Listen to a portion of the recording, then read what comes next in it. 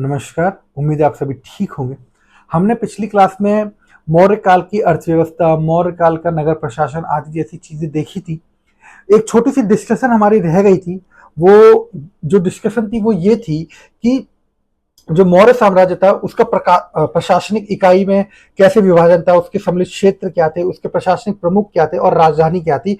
और हम उसको एक मैप के थ्रू देखेंगे।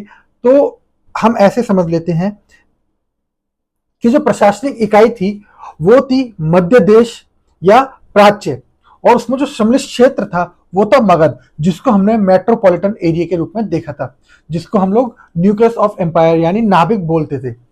प्रशासनिक प्रमुख जो था इसका कौन था, ये सीधे केंद्र, यानी क्योंकि यहाँ पे शासक रह रहा है, राजा रह रहा है, सम्राट रह रहा है, ये सीधे केंद्र से शासित होता था। राजधानी जो थी इसकी पाटलिपुत्र थी। दूसरी प्रशासनिक इकाई जो थी, ये प्रांत जो था वो था उत्तरापद, जिसमें पंजाब, कश्मीर, अफगानिस्तान जैसा क्षेत्र आता था। इसका जो प्रमुख था वो कुमार, और कुमार जो होते हैं ये शाही राजकुमार होते हैं, और इसकी जो राजधानी थी तक्षशिला।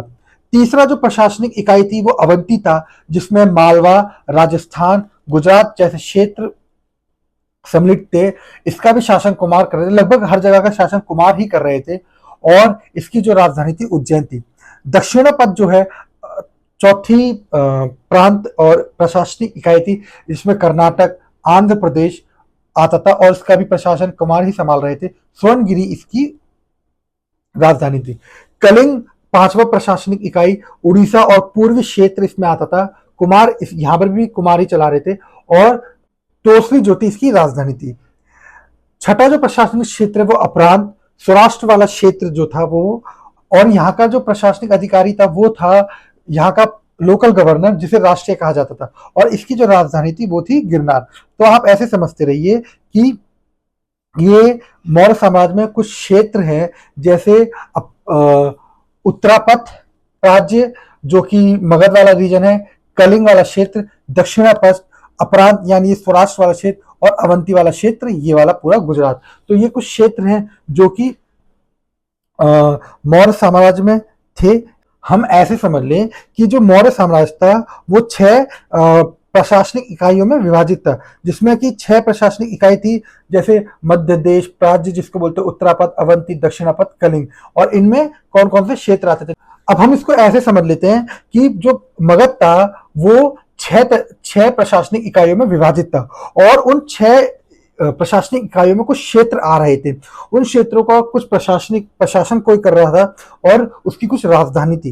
तो अगर हम इसको ऐसे समझें तो मध्य देश यानी प्राज्य जो था, ये मगध वाला क्षेत्र जो है ये प्राज्य के नाम से यहाँ पे जाना जाता है। और मगध वाला जो क्षेत्र है, ये वाला जो क्षेत्र है मगध वाला क्षेत्र, इसको प्राज्य बोलते हैं। इसमें इसी को न्यूक्लियस भी बोलते हैं, यानी राज्य का नाभिक भी इसको बोला जाता है। दूसरा जो है उत्तरापथ। उत्तरापथ जो है वो ये वाला रीजन, आप मोटा मोटी कह लीजिए ये वाला रीजन, जिसमें पंजाब, कश्मीर और अफगानिस्तान का क्षेत्र इसमें आ जाएगा, और यहाँ पर कुमार शासन कर रहे थे, और इसकी जो राजधानी थी वो थी तक्षशिला। अगला जो हमें देखने को मिलता है वो है अवंती, जिसमें मालवा, राजस्थान, गुजरात वाला क्षेत्र, ये वाला जो क्षेत्र इसमें हमें देखने को मिलता है, ये वाला क्षेत्र मालवा, गुजरात वाला क्षेत्र। चौथा जो था वो था दक्षिणापथ, जिसमें हमें कर्नाटक और आंध्र प्रदेश वाला एरिया हमें देखने को मिलता है। अगला था अपरांत, जिसमें हमें सौराष्ट्र वाला क्षेत्र हमें देखने को मिलता है, क्योंकि यहाँ के जो गवर्नर थे या यहाँ का जो शासन संभाल रहे थे वो यहीं के लोकल व्यक्ति थे, जो कि यहाँ के गवर्नर कहलाते थे। तो ये एक चर्चा थी जो छूट गई थी पिछली क्लास में। हमें प्रशासनिक इकाइयां देखनी थी, इसमें 6 इकाइयां हमने देख ली, कौन कौन से क्षेत्र थे, कौन कौन से उसके राज्य थे। अब हमें अगली क्लास से मौर्योत्तर काल पढ़ना है। आज के लिए इतना ही। Thank you so much.